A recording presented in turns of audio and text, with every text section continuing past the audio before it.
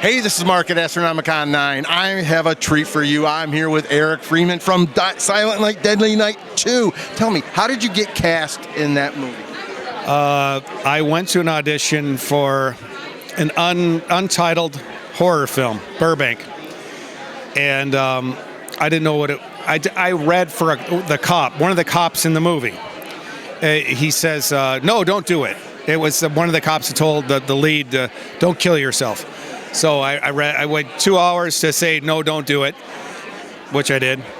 And as I left, I was walking by a table much like this one here, and Lee Harry, the director, was there, and I said, "Hi, thank you," and he said, "Oh, thank you." And then I said, "Well, who's got the lead?" And then he said, "Oh, we got that wrapped up." It was an actor named David Heavener.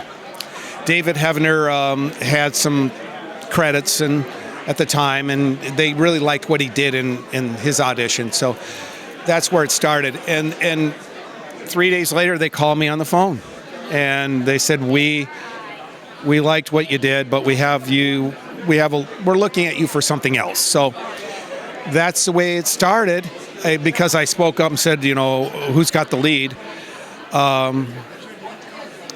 They called me, and I came in, and then I read for the beginning of the movie.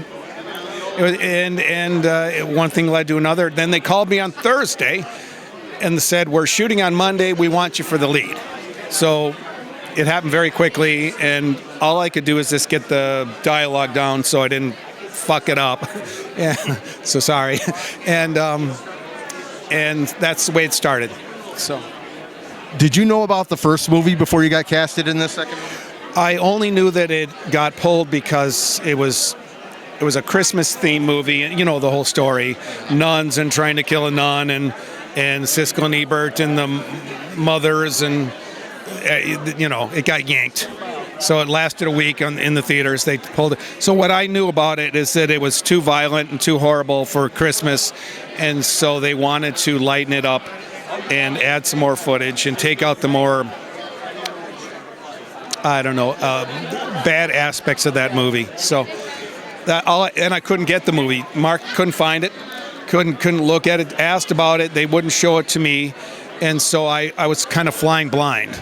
And so when Joe and Lee, who wrote my dialogue, they were acting out scenes of what they were looking for, and they were laughing. And they told me it was a comedic spin on the original to lighten it up.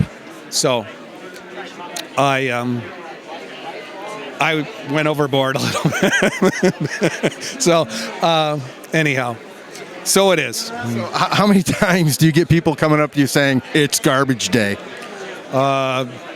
Every time I sign, it's garbage day. That's what I write. That's what it is. And if I had one picture, it would be just the garbage day shot, and that would be fine for people. So coming to these cons, do you have any crazy experiences with fans? Yes. There's one lady that has my image on her inner thigh, so she had to display herself on the table as I wrote my signature on her crotch. So yes. So I don't know what else to tell you. It doesn't get any more intimate than that. So